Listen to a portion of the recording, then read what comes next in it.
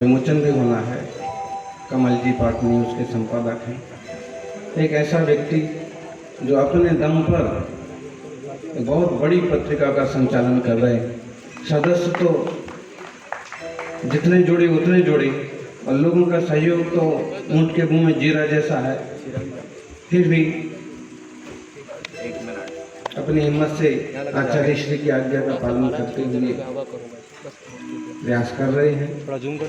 और ज़्यादा लोग सहयोगी बनेंगे तो ज़्यादा दिन तक चलती रहेगी, और अकेले करेंगे तो शायद धीरे धीरे वो कमज़ोर पड़ जाएंगे, निराश हो जाएंगे। फिर भी आशीर्वाद है कि धर्म प्रभावना के, गुरु प्रभावना के कार्यक्रम वो और सब लोग मिलके करें। आज उत्तम शौच धर्म का दिन है। अष्टमी भी है। और किन किन के उपास है आज? 4 उपास किन किन के हो गए? सब जने खड़े हो जाए एक बार। सब जने आए ना, तो चलो सबको उपास वालों को आशीर्वाद। और आप लोगों की तो तपस्या के प्रभाव से ना, जितना 10 साल में पानी नहीं बरसा उतना तो बरस चुका है यहाँ पे।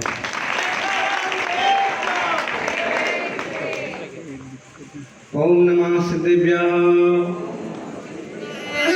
ओम नमो जिनानम।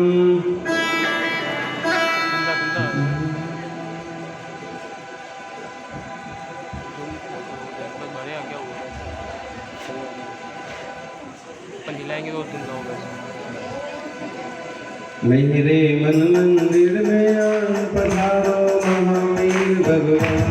मेरे मन मंदिर में आन पधारो महावीर भगवान।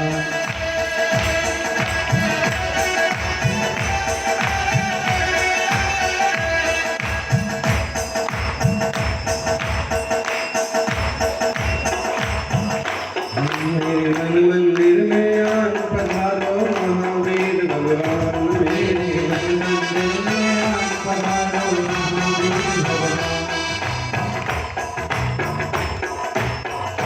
महावीर भगवान विराजो, महावीर भगवान पधारो, महावीर भगवान विराजो, महावीर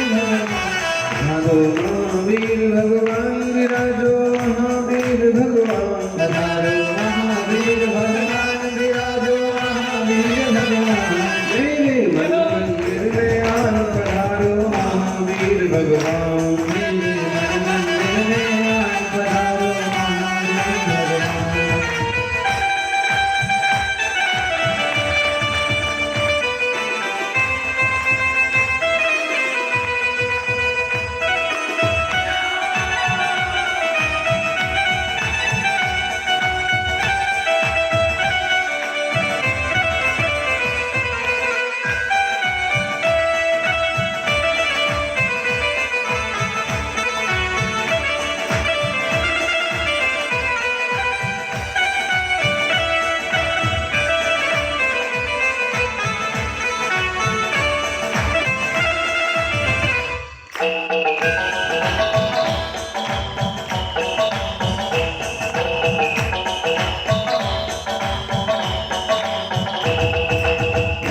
तुम आनंद सरोवर रूप तुम्हारा महामनोहर।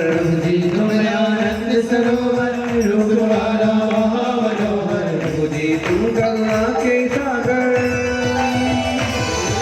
प्रभु जी तुम करुणा के सागर। तुम हो प्रभु ज्ञान दिवाकर। प्रभु जी तुम करुणा के सागर, तुम हो प्रभु ज्ञान दिवाकर। हो जाए सबका कल्याण पधारो महावीर भगवान। हो जाए सबका कल्याण पधारो महावीर भगवान। मेरे मन मंदिर में आन पधारो महावीर भगवान। मेरे मन मंदिर में आन पधारो महावीर भगवान। मेरे मन मंदिर में आन पधारो महावीर भगवान। मेरे मन मंदिर में आन पधारो महावीर भगवान। मेरे मन मंदिर में आन पधारो महावीर भगवान। जगतेश्वर आदि विधाता देवादिदेव महादेव आदिनाथ भगवान की। अंतिम तीर्थनायक महागणपति भगवान महावीर स्वामी की। आचार्य श्री आदि सागर जी महाराज की। आचार्य श्री महावीर कीर्ति महाराज की। श्री सम्राट गुरुदेव श्री सरस्वती सागर जी महाराज की। बोले परम पूज्य ब्रह्मचार्य चतुर्भट्टाधीश आचार्य गुरुदेव सुनील सागर जी महाराज की।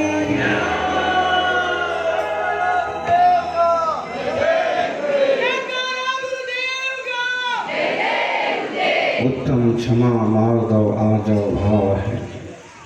शौच सत्य संयम तप त्याग उपाव है।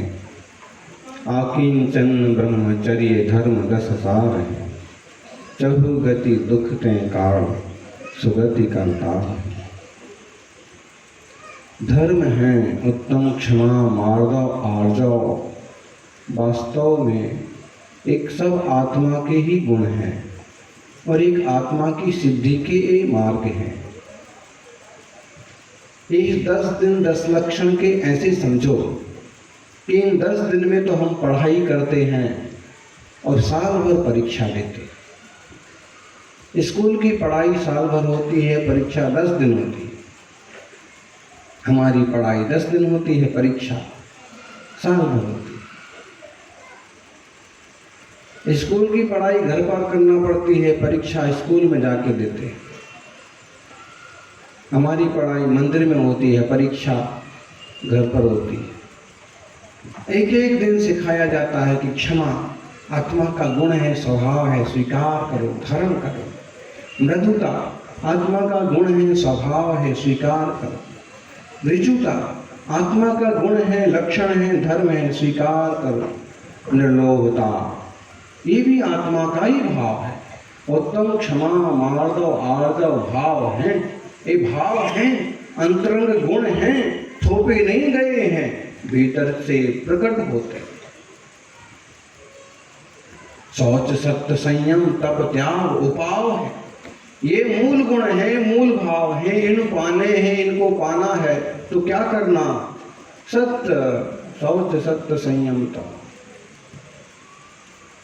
इन सब गुणों को धारण करो ताकि मूल दशा की प्राप्ति हो। आकिंचन ब्रह्मचर्य धर्म 10 सार है और आकिंचन ब्रह्मचर्य को भी जोड़ो, वो भी सारभूत हैं। और 10 के 10 धर्म, धर्म के 10 लक्षण आत्मा के लिए कल्याणकारी हैं, इसलिए इन्हें स्वीकार करो। यानी क्रोध जाए तो क्षमा आए, मान जाए तो मृदुता आए, कपट जाए तो ऋजुता आए, लोभ जाए तो शुचिता आए। शुचिर भावा शौच, शुचिता का भाव शौच है, निर्मलता का भाव। जब तक दिल में लोभ बैठा है तब तक कपट कहीं नहीं जाएगा। क्यों? क्योंकि लोभी के लिए कपट करना बहुत जरूरी है। और जब लोभ बैठा है तो कहाँ ना कहीं कपट जाएगा और ना मान भी कहीं नहीं जाएगा। उसको जिस चीज़ों का लोभ है उन्हीं का उसे मान होता है।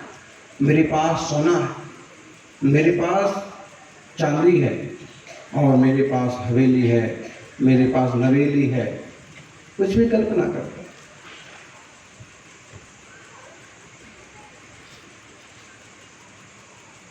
मान करता है उस चीज का, मेरे से बड़ा कौन है। फिर जब कभी मान पर ठोकर लगती है तो क्रोध करता है, इतना बड़ा आदमी मैं और मेरा अपमान हो गया। मैं बताता हूँ, इन लोगों ने मंदिर में मुझे नहीं बुलाया, मैं नया मंदिर बना के दिखा दूंगा। बनाने की कोई इच्छा नहीं थी और न भगवान के प्रति समर्पण है। सिर्फ समाज ने मेरे को आगे नहीं किया, किसी ने मेरे को बुलाया नहीं या मेरी बात नहीं मानी।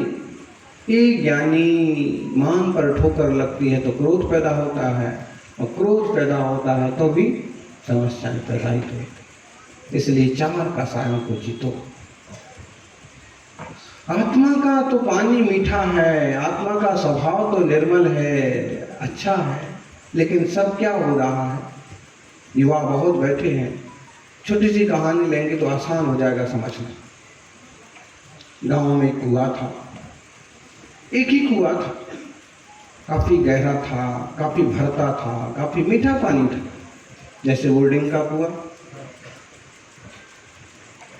नहीं, जिस दिन शंख आया था तब तक कोई भारी बारिश नहीं हुई थी, लोग बारिश के लिए तरस रहे थे। बस एक दिन है, वो बात है कि उसके 2 दिन पहले जब गोवाड़ी में प्रवेश हुआ तब एक जोरदार बारिश हुई थी, लेकिन लोग बारिश को तब तक भी तरस रहे थे। लेकिन आपको याद हो कि जिस दिन 7 तारीख को यहाँ प्रवेश हुआ, उसी दिन लोगों ने जब पानी निकाला तो भी कुआं पूरा भरा हुआ था। कुआं मुश्किल से 7-8 हाथ खाली था। जब पानी नहीं बरसा तो भी साधुओं के आते ही कुआं पूरा भरा हुआ था। फिर अब तो ये स्थिति के हाथ से बाल्टी डालो और पानी निकालो। ऐसे ही कुआं था गांव का, बड़ा मीठा पानी था, लोगों को कुएं के प्रति एक अहोभाव था, और कुछ लोग तो कुएं की पूजा करने भी जाते थे। क्यों? इससे पानी मिलता है, इसका सम्मान करो। कुएं कोई पूजने की चीज नहीं है, लेकिन उसके प्रति धन्यवाद का भाव भी तो होना चाहिए। लोगों ने सारे कुएं बंद कर दिए, पर्यावरण को नष्ट भ्रष्ट कर दिया, नदियों के रास्ते रोक दिए। कितना अन्याय हो रहा प्रकृति के साथ, पेड़ पौधे पशु पंछियों के साथ कितना अन्याय हो रहा। परिणाम देख लो, मुंबई डूबी जा रही है, मुंबई की कोई नदी जिंदा नहीं है। बड़ोदरा डूबा जा रहा है, एक विश्वामित्री थी, उसको भी जगह जगह रोक दिया। डूबो, प्रकृति को छेड़ना ठीक नहीं। तो कुएं का पानी लोग पीते थे, हुआ क्या कि योग संयोग के बाद 4 कुत्ते लड़ते लड़ते लड़ते लड़ते और बिना मोड़ के, बिना मुड़ेर के कुएं में गिर गए। किसान भाई लोग यदि कुएं बनाते हैं तो उनको उसकी बाउंड्री वाल, उसकी मुड़ेर भी बनाना चाहिए, वरना कोई जानवर क्या, कभी कभी तो आदमी गिर जाते। पक्की मुड़ेर नहीं बना सकते हो तो कोई ऐसे निशान लगा दो, ऐसे चिन्ह बना दो, ऐसा ऊंचा बना दो कि आसानी से कोई वहां ना पहुंचे तो समझ जाए। कुएं में कुत्ते गिर गए, लोगों को तो क्या पता पड़ा, कुत्ते गिर गए, डूब गए, मर गए, सड़ने लग गए। लोग यूं पानी निकाल के ले जाते। गहरे कुएं में नीचे तरफ अंधेरा होता है तो इतना ज्यादा गौर भी नहीं किया, इतना ज्यादा दिखा भी नहीं, लेकिन जैसे ही सड़ा हुआ पानी आने लगा, बदबूदार पानी आने लगा, बदबू आने लगी तो लोग चिंता में पड़ गए। अब प्यासे मरेंगे क्या, ये तो पिया ही नहीं जा रहा।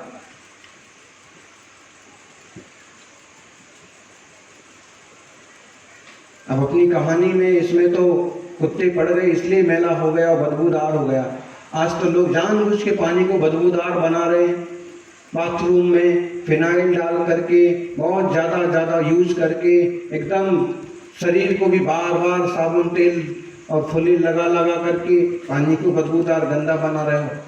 ये सब पानी जाएगा वापस, कहाँ आएगा ना वापस, यही आएगा वापस। और जहाँ जहाँ जाएगा जमीन को खराब करेगा, रास्ते को खराब करेगा, जहाँ से नाली खुली रहेगी वहाँ से दुर्गंध फेंकेगा। और कोई नाली के किसी गहरे चैम्बर में कोई आदमी उतर गया ना तो उस जहर से वो भी मर जाएगा। उदयपुर में 3-4 आदमी सफाई कर्मी गहरे चैम्बर में उतर गए, उसकी गैस से बदबू से मर गए। अरे कम से कम यूज करो फिनाइल का, डिटॉइल का, साबुन का, शैम्पू का, जितना जरूरी है। देसी उपचार बहुत है। इस शरीर को कितना धोगे, कितना भी धो, इसमें से मलमूत्र के अलावा कुछ निकलने वाला नहीं।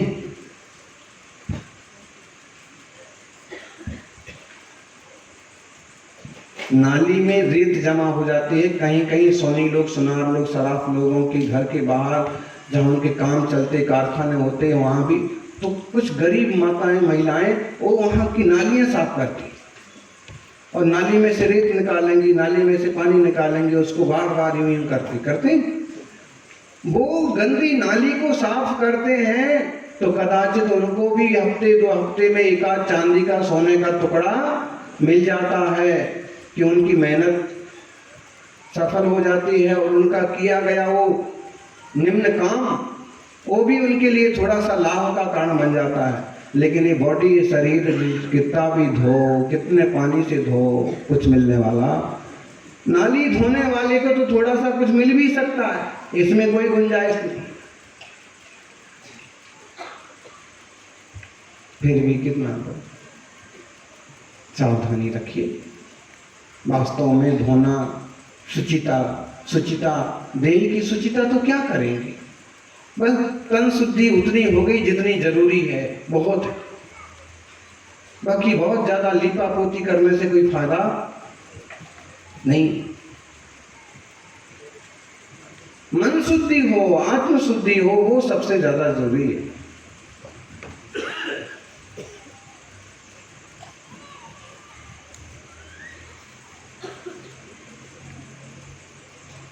यानी गांव के लोग परेशान हो गए, क्या करें, कैसे काम चलेगा, प्यासे मर जाएंगे। कुछ युवाओं ने सुझाया कि फिनॉइल आता है, डीडीटी पाउडर आता है, कुएं में डालेंगे, हो सकता है सड़ान बंद हो जाएगी। डाला, थोड़ी बदबू रुक गई, थोड़ी सड़ान कम मालूम पड़ी, लेकिन दिन 2 दिन बीते नहीं की वो भी डिटॉल डीडीटी डालने के बाद बोल भी देते कि 2 दिन कोई पानी नहीं पीना। तीसरे दिन वही। असली कारण क्या है मालूम किया, देखो कांटे डाले गए, आंकड़े फंसाने के डाले गए कि पानी में क्या है, तो देखा मालूम पड़ा कि इसमें तो 4 कुत्ते लड़ करके गिरे होंगे, मरे पड़े हैं, इसकी दुर्गंध आ गई। और जैसे ही वो मालूम पड़ा और जैसे ही बाहर निकाल के फेंका कि दिन 2 दिन में तो पानी एकदम साफ, क्लीन, ना कोई दुर्गंध, ना कोई अपच, ना कोई अजीर्ण, ना कोई बदबू, ना कुछ नहीं, साफ सुथरा पानी तो साफ सुथरा ही है। गड़बड़ क्या हुआ है, यानी आत्मा तो साफ सुथरा ही है, लेकिन 4 कसाई रूपी कुत्ते गिरे हुए हैं, इसलिए सारी सड़ान पैदा हो रही। कभी क्रोध की, कभी मान की, कभी मायाचारी की, कभी लोभ की, और सड़ान है। कभी कभी अपन तो बोल देते हैं कैसा सड़ा हुआ दिमाग का आदमी है, इसको इतनी सी बात सहन नहीं होती है, बोल देते ना, कैसा सड़ा हुआ दिमाग का आदमी है, इसको बड़ों का सम्मान करना नहीं आता, बोल देते हैं।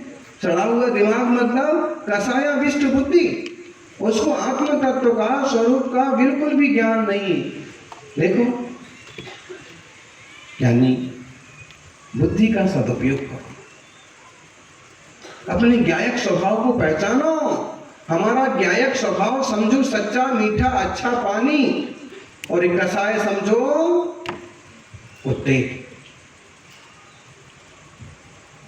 और कसाय रूपी कुत्ते निकाल के फेंक दिए कि फिर आत्मा कैसा है, जैसा कुएं का मीठा पानी है, वैसा सहज शांत शुद्ध शीतल निर्मल ज्ञायक आत्मा। ध्यान में आ रहा है? ये दशा है, अपन समझें।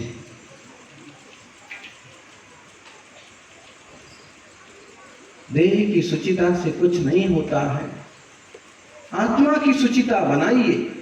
मुनि राजों का शरीर कभी कभी इतना मैला और दुर्गंधित हो जाता है कि उन्हें नहीं पहचानने वाले लोग तो घृणा करने लगते, जबकि मुनि अपने ध्यान में मस्त है, शरीर की फिक्र ही नहीं है। क्यों? क्योंकि अगर तुम भी 1-2 दिन ना नहाओ ना, तो घर वाली तुम्हें निकाल के घर से बाहर कर देंगे। इसका स्वभाव ही बदबू फेंकना है, देह का स्वभाव ही एक तरह से गंदगी है। फिर भी पुद्गल की रचनाएं, बॉडी की रचनाएं बहुत कीमती इसलिए है क्योंकि इसमें रहता हुआ ही जीवात्मा परमात्मा होने का पुरुषार्थ कर सकता है। हाथी, घोड़ा, कुत्ता, बैल आदि की पर्याय का जीव इतना समर्थ नहीं है, इतना समझदार नहीं है, उसके शरीर की रचना ऐसी नहीं है। जीव वो भी है लेकिन वो ऐसा श्रम नहीं कर सकता, रास्ता नहीं समझ सकता। अपन सौभाग्यशाली हैं कि श्रेष्ठतम मनुष्य पर्याय मिली है। तो निर्लोभ वृत्ति हो, सुचिता हो, जो लोभ में पड़ा होता है वो कोई भी अनर्थ कर सकता है। अर्थो मूलम अनर्थाणम, अनर्थों की जड़ क्या है? अर्थ। अनर्थों की जड़ मूलाचार में कहा है, अनर्थों की जड़ है अर्थ। अर्थ मीन्स रुपया पैसा है। अनर्थों की जड़ है लोभ। लोभ। पाप का पाप कौन है? बोलो पंडित जी। हैं? कथा तो पूरी आपने सुनी है, पढ़ी है, उसका कितने बार मंचन हुआ है कि पंडित जी पढ़ करके आए बनारस से और अपनी पत्नी पर रौब झाड़ा कि मैं पूरी पढ़ाई करके आया हूँ, 18 पुराणों का पाठ किया। और अरे पूछ ले मेरे से, कुछ भी पूछ ले। और स्त्री जाति को कम नहीं समझना, अपने पे आ जाए तो अच्छी अच्छों का बैंड, हाँ, हंसा हंसा के बैंड बजा दे, इसलिए हंसबैंड बन जाता।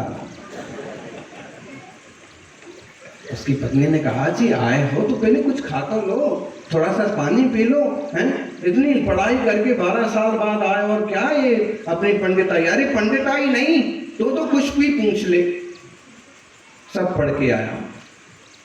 पढ़ाई की बाद में बातें हो जाएंगी, पहले शांति से बैठो। तो नहीं नहीं, पहले तुम कुछ प्रश्न पूछ, तेरे को मालूम पड़ना चाहिए कि मैं सही पंडित बना कि नहीं। आदमी अक्सर कर रोग अपने बालों पर ही झाड़ता है।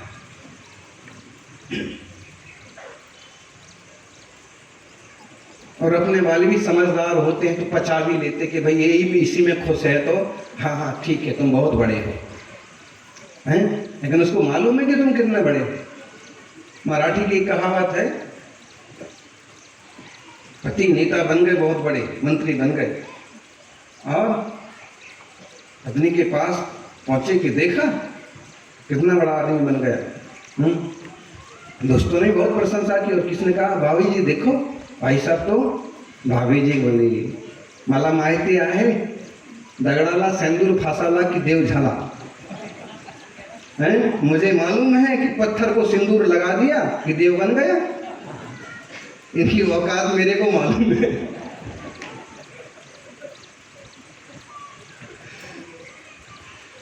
फिर भी समझदारी इसी में होती है गृहस्थी में, तो कि कोई अगर किसी तरह का अपना एक भाव में जीना चाहता है तो भाई ठीक है, तुम भी ठीक हो, बढ़िया है। तो क्या कह रहे थे? पंडित जी की पूरी माहिती तो है, ज्ञान तो है। पत्नी को उसने कहा कि अच्छा जी मानते नहीं हो तो एक प्रश्न का उत्तर दो, पाप का बाप कौन है? वो भगले झाँकने लगा, सोच में पड़ गया। इतने पुराण पढ़े, शास्त्र पढ़े, लेकिन पाप का बाप नहीं मालूम पड़ा। कथा तो मालूम है ना आप लोगों को, लेकिन कथा ऐसी कि बार बार सुनने पर भी अच्छी लगती। क्यों? उसने कहा कि जब नहीं मालूम है मालूम करके आओ।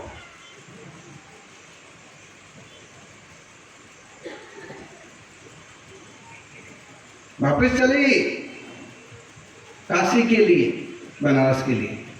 रास्ते में एक रात्रि का विश्राम का पड़ाव एक घर के बाहर पड़ गया। बड़ा सा चबूतरा देख के रुक गए। घर किसका था? नृत्यांगना का था, समझ लो। वेश्या बोलते हैं, पुराना शब्द हो गया।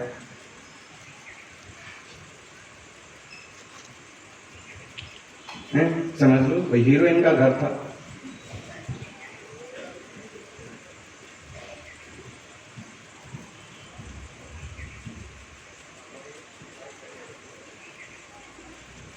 थोड़ी देर में कोई बाहर निकला हो। अच्छा आप कौन हो गिराजी? ओह मैं बेश्या के घर के बाहर चबूतरे पर बैठ गया। राम राम राम राम, बहुत बड़ी गलती हो गई। उसने कहा कि ठहरो जी, गलती क्या हो गई? अरे आप तो हमारा कल्याण करने के लिए पधारे हो और आपको दक्षिणा लेना पड़ेगी, आपको हम 11 रुपये देंगे। उसने जैसे रुपये की बात सुनी हैं, बैठ गया। अब यहाँ बाहर क्या बैठते हो आप? थोड़ा अंदर बैठो, बाहर धूप भी है, छाया भी है, रात भी है, अंदर बैठो ना। वेश्या के घर में हम जैसे पंडित पाँव रख दें, ये नहीं हो सकता। पंडित जी पधारो, हम आरती करेंगे, 101 रुपये की दक्षिणा देंगे तो हमारा जीवन भी पवित्र होगा। 101 का नाम सुनते ही चल के आए, थक के आए, थोड़ा सा पानी तो पियो। तुम्हारा छुआ पानी? नहीं नहीं, हमारा छुआ नहीं, ये जो है ना 1000 रुपये की दक्षिणा। जैसे 1000 देखे तो पानी पीने को तैयार हो, लेकिन अकेला पानी कैसे पियोगे? खाली पेट पानी पीना कोई बुद्धिमानी की बात तो नहीं है। कुछ खाओ, तुम्हारे घर का। राम राम राम, तुम्हारे घर का तो कुछ नहीं खाया जा सकता, तुम्हारी कैसी कमाई है? उसने कहा कि तो बात ही नहीं है। मैं तो बहुत दिन से सोच रही थी कोई अच्छा सा पंडित जी आए और ब्राह्मण आए और उनको दान करेंगे। 11,000 रुपये दान करने की इच्छा है मेरी।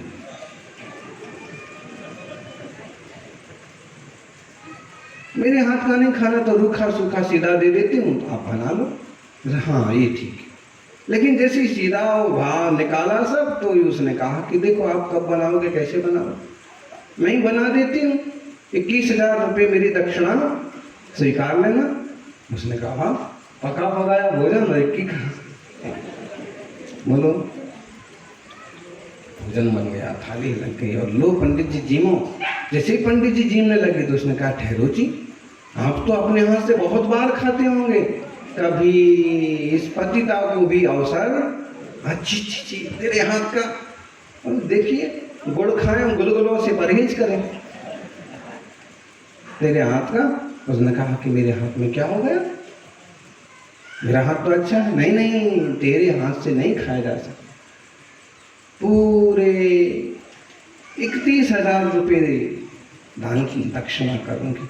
एक गिलास अगर आपने ले लिया तो मैं निहार हो जाऊंगी। 31,000, इतने में तो मेरा घर बन जाएगा। उसने सोचा भी, इधर उधर देखा भी। उस महिला ने कहा कि इधर उधर क्या देखते हो, यहाँ कोई नहीं है, आपकी कोई बेइज्जती नहीं होगी, आराम से खाओ। पहले बातचीत में मालूम तो पड़ ही गया था कि पंडित जी किस लिए निकले हैं और यहाँ क्यों बैठे हैं। लोग पाप का बाप कहाँ क्या ढूंढने के लिए निकले हैं कि पाप का बाप कौन है? और उसका उत्तर उसने दिया कि लो खाओ जी।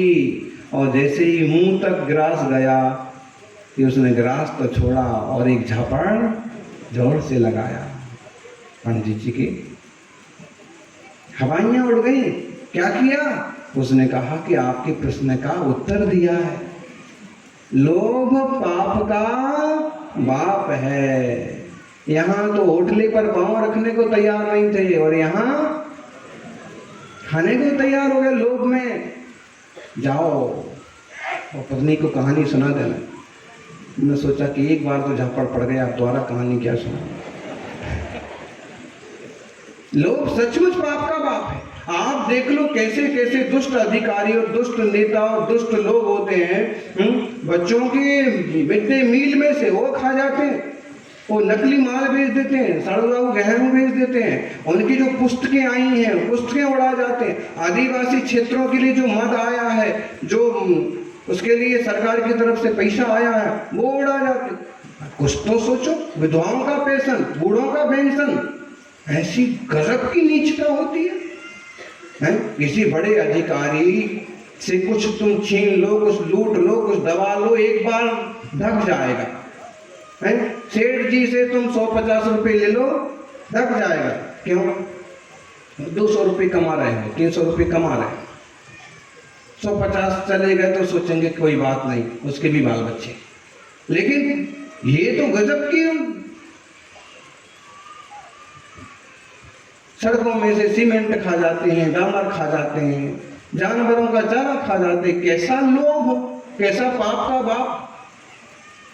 कुछ तो सोचो भाई कि किसके लिए जा रहा है, किन लोगों तक पहुंचना है, जरा उनके जीवन का भी विचार करो। लेकिन गरीबों की हाय और हराम का पैसा बहुत ज्यादा दिन तक सुकून नहीं देता। बिल्कुल, कम से कम ये तो ध्यान रखो। और हम तो जैनी भाइयों को बोलते कि दुकान पर कोई कमजोर, दीन दुखी, गरीब, आदिवासी भाई बंधु आए तो कोशिश करो कि 1-2 रुपए कम ज्यादा पड़ रहे हैं तो कोई ज्यादा नाप तोल नोक झोंक नहीं भाई, लेके जा, कोई बात नहीं। कमजोर मालूम पड़ रहा है कि थोड़ा सा अपनी तरफ से, बेटी की शादी है, ये थोड़ा सा मेरी तरफ से भी लगा देना। भाई मन साहब में जा क्या रहा है, हम जानते हैं तुम्हारी परिस्थिति। और जब हम जानते हैं तो थोड़ा बहुत अपने दिल से, अपने मन से भी करो ना। व्यापार अपनी जगह है, व्यापार के ढंग से करो, लेकिन जरूरत पड़ती है तो थोड़ी सी हेल्प ऊपर से करो, कोई दिक्कत नहीं। ये वस्त्र लेके जाओ, ये पुरानी किताबें लेके जाओ, ये बर्तन लेके जाओ, अमुक चीज लेके जाओ। ध्यान रखना, गरीबों की हाय भी बड़ी बुरी लगती है और कभी कभी कमजोर लोगों का आशीर्वाद भी बड़ा अच्छा लगता है, बड़ा अच्छा लगता है। इसलिए रुपए से हर चीज नहीं तोलना है। एक भिखारी गरीब आता है ना, दे माई सुबह से कुछ नहीं खाया, आप 4 रोटी देते हो, 2 रोटी देते हो, और तुम्हारे बच्चे जिंदा रहें, तुम्हारा सतायु हो, तुम्हारी जय जयकार हो, कितनी बातें बोल के जाते थे। अब तो ऐसे लोगों को भी दर्शन दुर्लभ हो गए। लेकिन कितनी सारी दुआएं, किसी मेहमान को भरपेट खिला दो तो भी शायद वो इतनी दुआएं नहीं देगा। और दुआओं में भी दम होता है। आज भी पढ़ा लिखा होने के बाद भी डॉक्टर बोलता है कि भाई अब हमारे हाथ में नहीं है, भगवान की दुआ करो, दुआ मांगो, दवा से ज्यादा दुआ। तो समझ से नहीं, हम जो कहना चाह रहे हैं कि एक तो देह की सुचिता, शरीर को कितना सजाओ, कोई सस्ता नहीं है। मत फिसलो ऊपर की चिकनाई पर, मत फिसलो ऊपर की चिकनाई पर। चिकनाई तो होती, ये पोता, क्रीम पोता, पाउडर पोता है, और ये पोता क्या हो रही, फिनाइल, डाई, जो भी पोता पाती करके। और अरे आदमी तो पोता पोती वाले बनने के बाद भी पोता पाती करते रहते। अब तो कम से कम समझदार हो जाओ जी, क्या जरूरत पड़ी है। नेचुरल रहो, एकदम बिंदास, जैसे हैं सो है। चमड़ी सुकड़ी है तो सुकड़ी है, बाल सफेद हैं तो सफेद हैं, दांत गिर गए हैं तो गिर गए। एक नेचुरल जीवन का एक अपना। और ज्ञानी इसको जीता है ना, कैसे कि जो हो रहा है सो हो रहा। जब होने में हम कुछ चेंज नहीं कर सकते तो एक तरह का कपट, एक तरह का दिखावा करने से क्या मतलब। इसलिए नेचुरल, जैसे हैं सो है। और हमसे पूछो ना तो बड़े बुजुर्ग तो नेचुरल प्राकृतिक रूप से रहते हैं तो ही ज्यादा शोभा देते हैं। कभी चिंतन करना इस विषय को।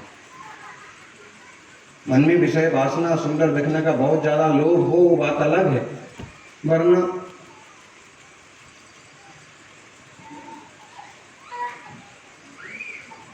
देह के लिए मत ज्यादा शुद्ध करो। शुद्ध किसको करो जी, किसको शुद्ध करना है, आत्मा को, परिणामों को, भाव को, मन को। जानिए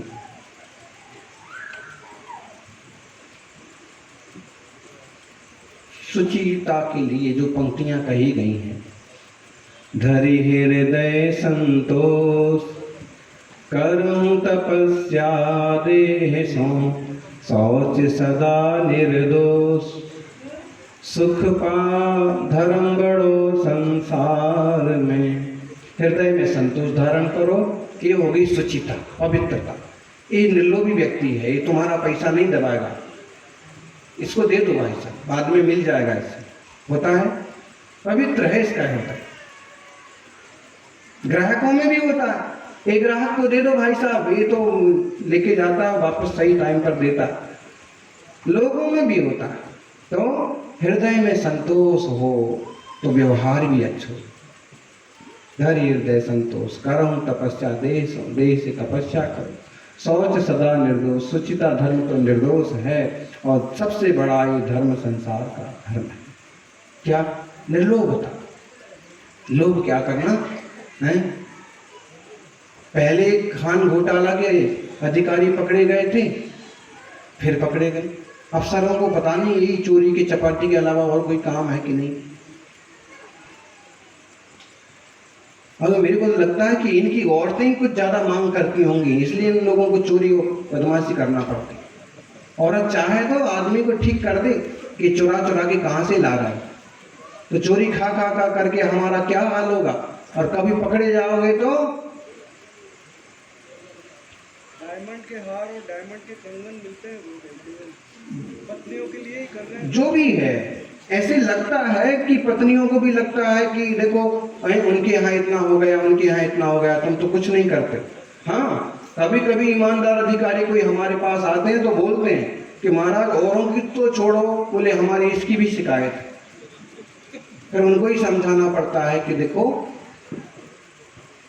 सोने के हार पहनने से अच्छा है सोने के भाव बना लेना। सोने का हार तो चोर भी ले जाएगा, लेकिन जो सोने के भाव हैं, निर्मल भाव हैं, संतोष के भाव हैं, वो कोई नहीं ले जाएगा। और सहयोगी भी दुआ देंगे, बेईमान भी कहेंगे ये आदमी अच्छा है, भले भी चिढ़ेंगे, जलेंगे, हटाने की कोशिश करेंगे, लेकिन उनका दिल यही बोलेगा कि ये सदाचारी है, संतोषी है, बदमाश नहीं है, चोर नहीं है।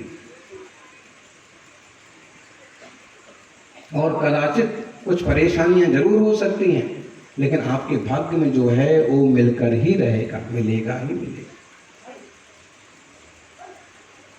उत्तम सोच सर्व जग जाना, लोभ पाप को बाप बखाना, आशा पास महा दुख दानी, सुख पावे संतोषी प्राणी, प्राणी सदा शुचि शील जप तप ज्ञान ध्यान प्रभाव, जित गंग जमुन समुद्र न्याय, असुचि दोष स्वभाव, ऊपर अमल नल घरो भीतर, कौन विलिखत सुचि कहे, बहु देह मैली सुगुण थैली, साचे गुण साधु।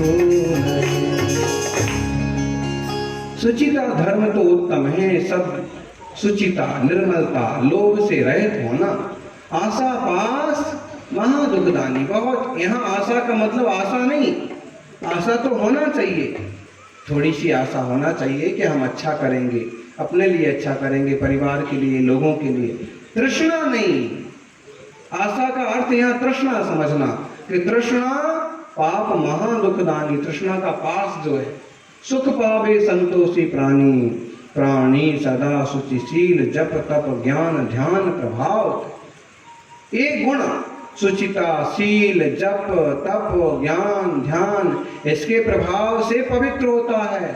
अगर कोई नित गंग जमुन समुद्र न्यावे, अशुचि दोष प्रभाव, बोलो कितना पानी डाला जाए कि शरीर शुद्ध हो जाए? बोलो हैं?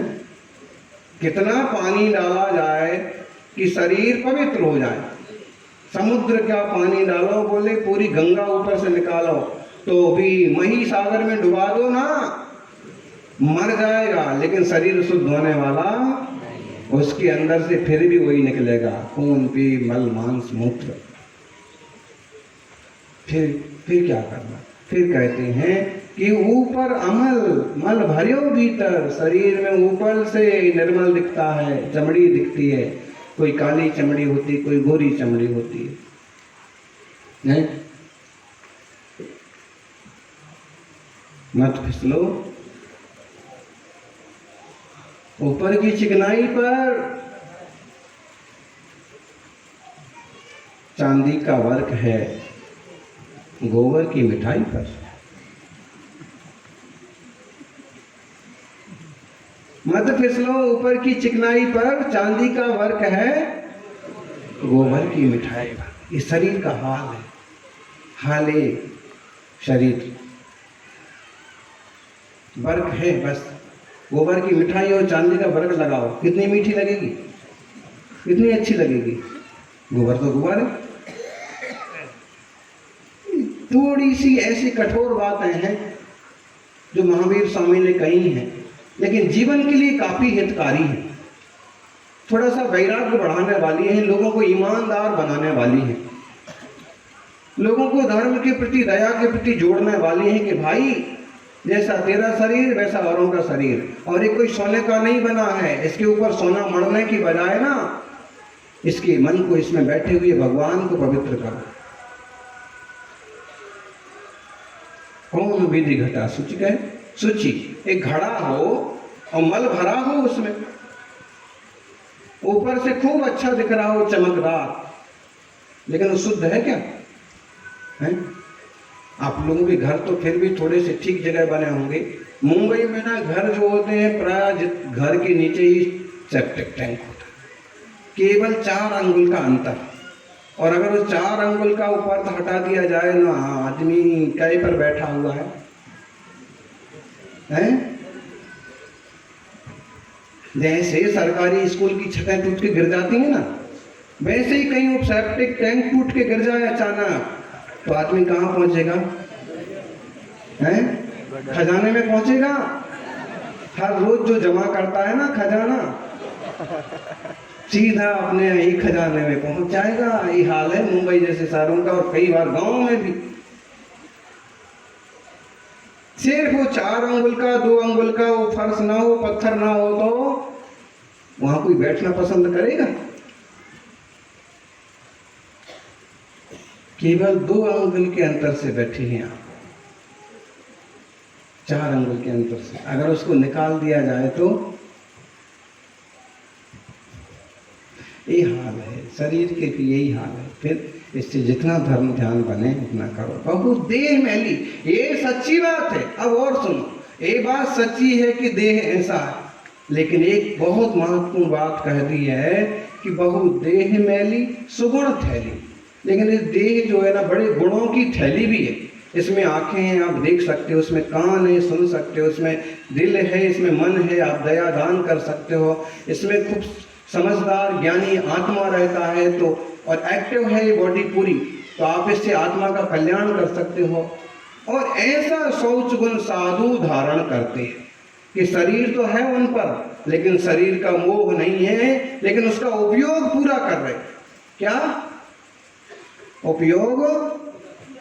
एक नौकर होता है आपके पास, आप पूरा उपयोग करने की कोशिश करते हैं। जा झाड़ू लगा, जा पानी भर के ला, जा सब्जी लेके आ, और उसको एकदम दिन भर चक्कर गिनने की तरह आप काम करवाते। बोले ₹100 तो देते हैं दिन के। राज देह को भी नौकर ही समझते हैं, और एक बार देते हैं तो उससे 2 गुना काम करवा। साध्या, तप, त्याग, विहार, चर्या, साधना,